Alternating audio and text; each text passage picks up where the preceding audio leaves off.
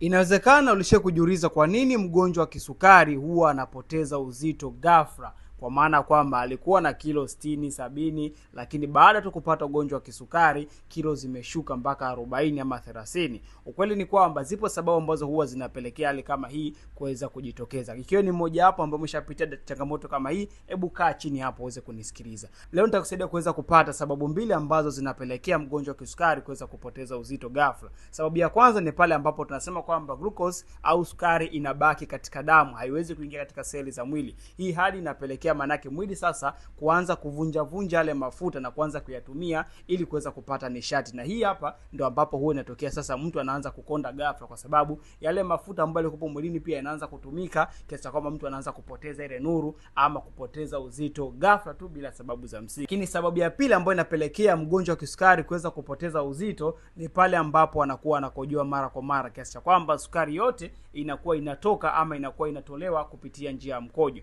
Hivyo manake haiwezi kutumika mwilini kama nishati ya mwili. Kwa hiyo ikiwa wewe ni mmoja ambaye umeshaanza kuona dalili kama hizi, unakojoa mara kwa mara lakini pia unaanza kupungua uzito, basi tambua kuwa hizi hali zote zinasababishwa na kwa sababu ya wewe una changamoto ya kisukari. Hakikisha unatibia changamoto hiyo mapema kwa kuweza kulevel sukari yako rudi katika hali yako ya kawaida. Lakini pia kama hujui wapi ambao unaweza kupata matibabu, nitafute leo kupitia namba ambayo iko bado ili niweze kukusaidia. Lakini pia usisahau kuweza kufollow account hii ya Gluco Mizani uweze kupata tips nyingi zinazohusiana na ugonjwa wa kisukari.